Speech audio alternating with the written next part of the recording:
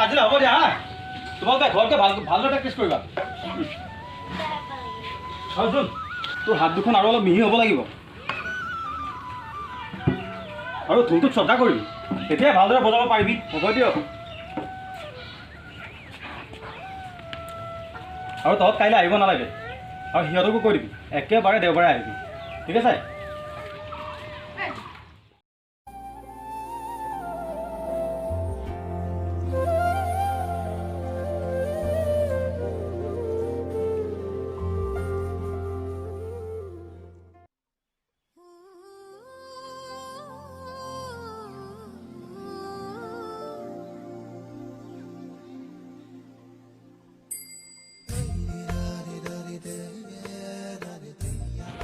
Sorry, Baba, sorry.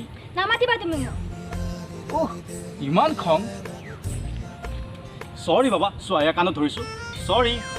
হ'ব হ'ব মই ইয়াত কিমান সময় ৰৈ আছো হিচাপ আছে ঘৰত যে কি বুলি কৈ ওলাই আহিছো নহয় ভগৱানেহে জানে এতিয়া মই ইয়াত লগ কৰিব অহা বুলি ক'লা হ'ল আৰু হ'ব দিয়া যোনহঁতৰ গ্ৰুপটোৰ লগত ব্যস্ত আছিলোঁ সিহঁতৰ বোলে কিবা চহৰত প্ৰগ্ৰাম আছে গতিকে সিহঁতক অলপ চাই দিব লাগে সেইকাৰণে হ'ব দিয়া তুমি সিহঁতৰ লগতে ব্যস্ত থাকা মইনো কোন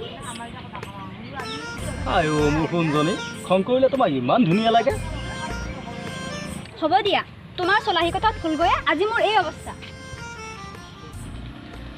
পিছে এইবাৰ বিহু প্ৰেক্টিছ কৰিছানে নাই এইবাৰ আমাৰ গাঁৱৰ সন্মান তোমাৰ হাতত ভালদৰে নাচি এইবাৰ বিহু সম্ৰাজ্ঞী কিতাপ তুমি ল'বই লাগিব তুমি কাষত থাকিলে নোৱাৰা কথাই নাই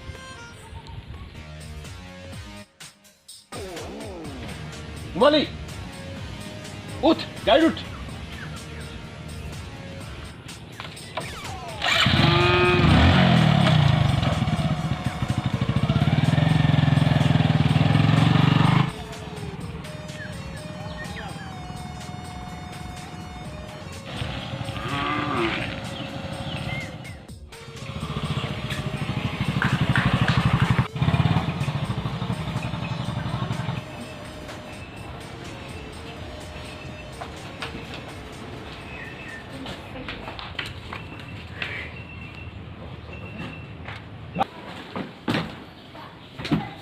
কতই নাযাবি ধন কি হৈছে তাই খুটবা দিনৰ দিনটো ক'ত গা খেলাই ঘূৰি ফুৰে তহঁতে খবৰ ৰাখিব নোৱাৰ আমাৰ মান সন্মান চব শেষ কৰি পেলালে তই এইবোৰ কি কৈ আছ ধন কিনো কৰিলে তাই নকয় কিয় আগতে তাইৰ মুখেৰে শুনি লওঁ ক'ত কি কৰি আছিল এই আকৌ কি কৰিলে নিজৰাতে ঘৰলৈহে যাম বুলি কৈছিল নিজৰ ঘৰলৈ বংশ পৰিয়ালৰ মান সন্মান শেষ কৰি পেলালে তোৰ জীয়ৰীয়ে প্ৰেমৰ বতাহত উৰি ফুৰিছে তাই এটা জাত পাতৰ চিহ্ন থকা কোনো বংশ পৰিচয় নথকা ল'ৰাৰ প্ৰেমত পৰি সকলো পাহৰি পেলাইছে তাই যে তাই জাত কি তাই বংশ পৰিচয় কি তাই বৰ্তমান ভৱিষ্যত সকলো পাহৰি পেলাইছে তাই তই এইবোৰ কি কৈছ মই একো বুজা নাই কি বুজাব লাগে মা কি বুজাব লাগে এই মাক বাপেকৰ কোনো চিন চাপ নথকা চাল চিগা ভিকু এটা এই ৰংমন তাৰ প্ৰেমত এইজনে হাবুডুবু খাই আছে বিহু যাবলৈ যাওঁ নহয় বিহু নাচিবলৈ যাওঁ তোক আজি ভাল বিহু নাচ লগাম ৰচোন ধন গাভৰু ছোৱালী গাত হাত এনেকৈ নুতুলে নহয় মই তাইক বুজাম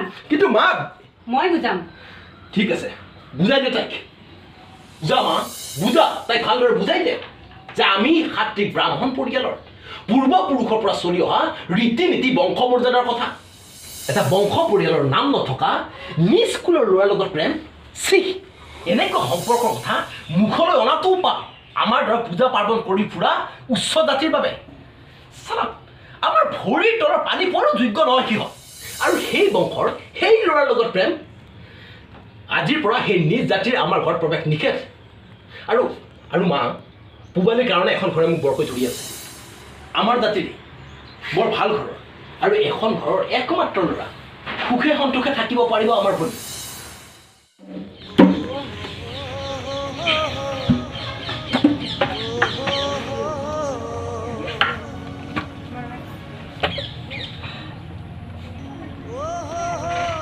আজি 7 দিন হ'ল পূবালীক মই দেখা নাই। মই জানো তাইৰ ঘৰে মোক কেতিয়াও পচন্দ নকৰে, কিন্তু মই যে তাক নিজতকৈ বেছি ভাল পাওঁ। তাইৰ অবিহনে মোৰ উশাহ ল'বলৈ কষ্ট হয়।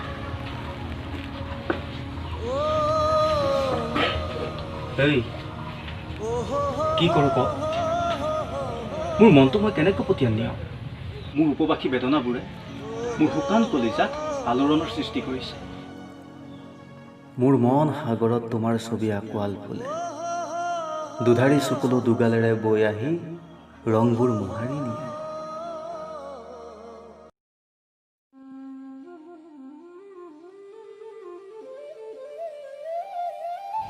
পূবালী, পূবালী, মাহী। ৰঙন, কিবা কাম আছিল? নহয় মানে মাহীদেউ বহুত দিন হ'ল পূবালী বিহু প্ৰেক্টিছ কৰিবলৈ যোৱা নাই, তাকে খবৰ এটা লৈ যাওঁ বুলি আহিলোঁ। তাই আৰু বিহু নানাচে, তাই বিয়াৰ দিন ঠিক কৰা হৈছে। কি? কেনেকৈ তাই বিয়া ঠিক কৰিব পাৰে? তাই মোৰ ভনী, আৰু তাইৰ বিয়া কেতিয়া কাৰ লগত ঠিক কৰোঁ সেয়া মোৰ কথা। কিন্তু দাদা মই তাইক ভাল পাওঁ, আৰু তাইও মোক। চুপ চালা ফিকহুৰ জাত। তই পূবালীক ভাল পাৱ? চালা যাৰ কোনো জাত পাত নাই, বংশ পৰিচয় নাই, মাক বাপেকৰ চিন চাপ নাই, তেনে এজন ল'ৰালৈ আমাৰ পূবালীকে বিয়া পাতিব আহ। চালা তই পাওনা হৈ স্বৰ্গলৈ হাত মেলিছ। দাদা মই আপোনাক হাতযোৰ কৰিছোঁ, আপুনি এবাৰ আমাৰ ভালপোৱাৰ পবিত্ৰতাৰ কথা ভাবক। মই নিজতকৈ তাইক বেছি ভাল পাওঁ। পৃথিৱীৰ সমস্ত সুখ মই তাইক দিম। মা ই আমাক এনেকুৱা মূৰ্খ পাইছে। হেল্ল', তোৰ আৰু ৰাস্তাত ঘূৰি ফুৰা ফপৰা কুকুৰকেইটাৰ মাজত একো পাৰ্থক্য নাই। কাৰোবাৰ পাপ, কাৰোবাৰ গুপ্ত অভিশাপৰ চিন তই। তোৰ দৰে মানুহ এজনৰ পৰা আমাৰ দৰে বংশ পৰিয়ালৰ মানুহে পানী এগিলাচ খোৱাটো পাপ। আঁতৰি যা, ভালে ভালে কৈছোঁ, ইয়াৰ পৰা আঁতৰি যা, আঁতৰি যা ইয়াৰ পৰা। মানিছোঁ মোৰ বংশ পৰিচয় নাই, মা দেউতাকো নাজানো, কিন্তু মইতো এইখন গাঁৱতে সৰুৰ পৰা ডাঙৰ দীঘল হৈছোঁ। সৰুৰে পৰা এইখন গাঁৱতে খাপ খাইছোঁ। মোক মাত্ৰ এবাৰ সুযোগ দিয়ক, এই কথাখিনি মই পূবালীৰ মুখেৰে শুনিব খোজোঁ। পূবালীয়ে তোক ভাল নাপায়, ঐ হে তাইৰ পিছে পিছে দৌৰি থাক। তোৰ মিঠা মিঠা কথা তাই ভুল কৈছিল, তাই আমাক সকলোবিলাক কথা কৈছে। মাতি দিয়ক তাইক, মই তাইৰ মুখেৰে শুনিব খোজোঁ। মই আপোনাক হাতযোৰ কৰিছোঁ, এবাৰ মাতি দিয়ক তাইক। ঠিক আছে তেনেহ'লে তই তাইৰ মুখেৰে শুনি ল। মা পূবালীক তই ভাল পাৱ? কৈ দিয়া পূবালী যে তুমি মোক ইয়াৰ উজাৰি ভাল পোৱা, আৰু তুমি মই জীৱন কটোৱাৰ বাবে বহুত সপোন দেখিছোঁ। কৈ দিয়া পূবালী, কৈ দিয়া যে তোমাৰ হিৰ সেন্দুৰ দিয়াৰ অধিকাৰ। মই তোমাক ভাল নাপাওঁ। কি? ৰঙন, মই তোমাক ভাল নাপাওঁ। আঁতৰি যা তুমি ইয়াৰ পৰা। তুমি কি কৈছা পূবালী? মই সঁচা কৈছোঁ। আৰু আমি দেখা সপোনবোৰ মিছা আছিল। তুমি মোক এনেকৈ এৰি যাব নোৱাৰা পূবালী। পূবালী এই ৰখ।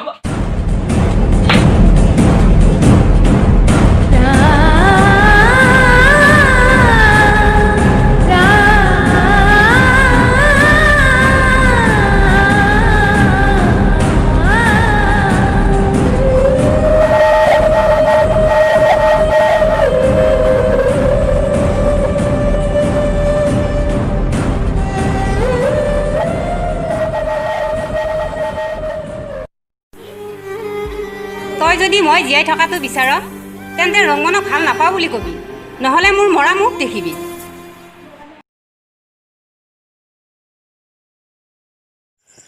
সময় পাখি লগা কাৰ, সময়ে সকলোকে আইনা দেখুৱাই জীৱনৰ। কম বয়সত বিবাহ হৈ গাৰ মাহ হালধিৰ গোন্ধ নেযাওঁতেই কপাল উকা হ'ল পূবালীৰ।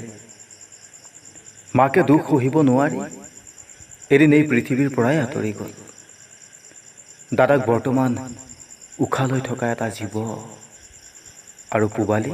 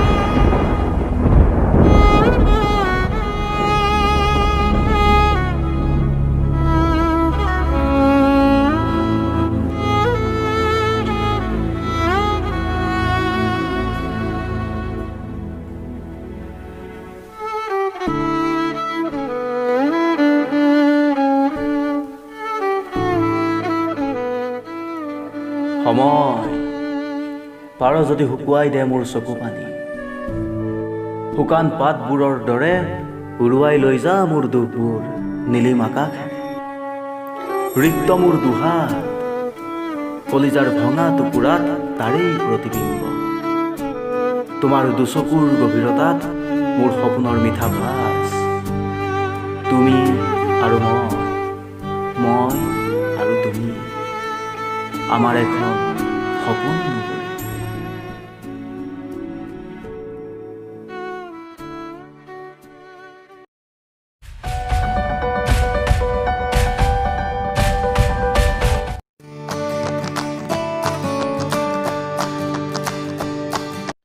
আপোনালোকে যদি মনোৰঞ্জন কৰিব বিচাৰে, লগতে আপোনালোকৰ সুপ্ত প্ৰতিভা প্ৰকাশ কৰিব বিচাৰে, যেনে কবিতা, গল্প, গীত আদিবোৰ যদি আপোনালোকে প্ৰকাশ কৰিব বিচাৰে, তেনেহ'লে সমন্বয় ফেচবুক পেজটো ফ'ল' কৰি লওক। ধন্যবাদ।